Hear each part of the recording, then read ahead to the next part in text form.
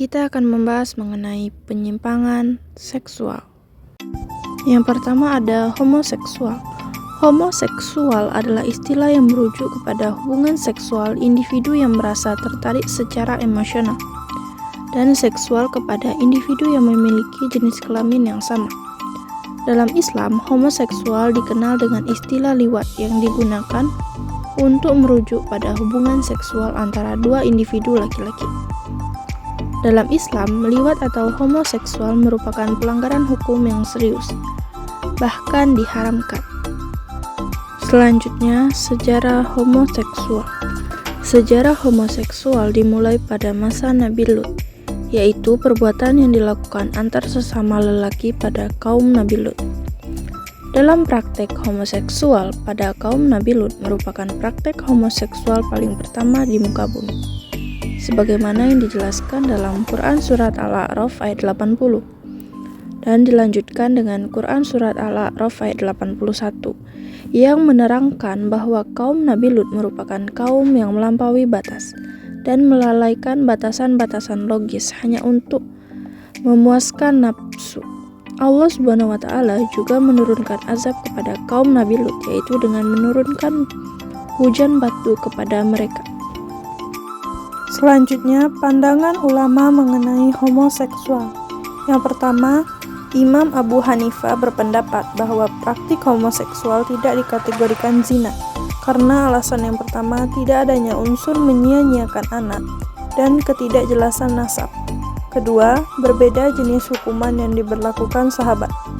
Abu Hanifah berpendapat, hukuman bagi pelaku homoseksual adalah takzir.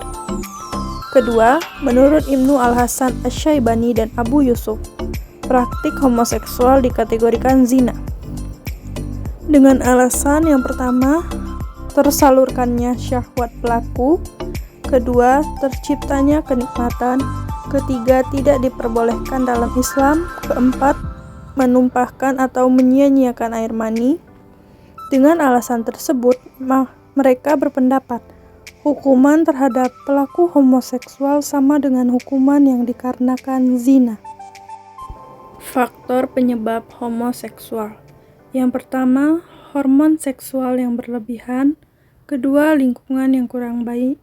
Ketiga, pergaulan bebas. Keempat, trauma. Kelima, berkurangnya kepuasan dalam melakukan hubungan dengan lawan jenis. 6. Adanya gangguan psikoseksual. 7. Adanya kelainan genetik pada saluran otak. Cara menjaga homoseksual. Yang pertama, dengan menjaga pergaulan.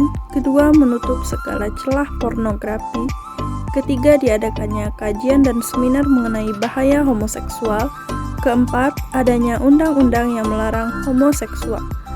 Kelima, diadakannya penyuluhan agama mengenai homoseksual. Penyimpangan seksual yang kedua ada lesbian. Lesbian merupakan penyimpangan seksual yang sama seperti homoseksual, yaitu ketertarikan romantis atau seksual kepada jenis kelamin yang sama. Tetapi lesbian ini merupakan ketertarikan antara dua individu perempuan, sedangkan homoseksual adalah ketertarikan antara dua individu laki-laki.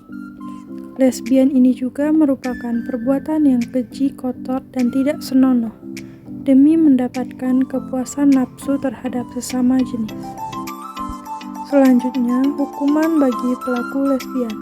Para ulama sepakat hukuman bagi pelaku lesbian adalah takzir, di mana pemerintah yang memegang wewenang untuk menentukan hukuman yang paling tepat, sehingga bisa memberikan efek jera bagi pelaku, tetapi tidak sampai membunuh pelakunya. Meskipun begitu, bukan berarti lesbian merupakan dosa sepele. Justru lesbian juga merupakan perbuatan keji yang bisa mengundang azab Allah. Penyimpangan seksual yang ketiga ada masturbasi. Masturbasi dalam Islam adalah tindakan yang kontroversial dan memiliki berbagai pandangan di kalangan ulama Islam. Secara umum, sebagian besar ulama menganggap masturbasi sebagai haram atau dilarang karena dianggap sebagai tindakan yang bertentangan dengan ajaran agama dan mendorong kontrol diri, menjaga kesucian dan menghindari perbuatan yang dapat mengarah pada perzinahan atau perbuatan tidak bermoral. Namun, ada perbedaan pendapat di antara ulama tentang sejauh mana hukuman atau konsekuensi hukum yang harus dikenakan terhadap individu yang melakukan masturbasi. Beberapa ulama mungkin memandang tindakan ini sebagai dosa besar, sementara yang lain mungkin memperlakukannya dengan lebih ringan.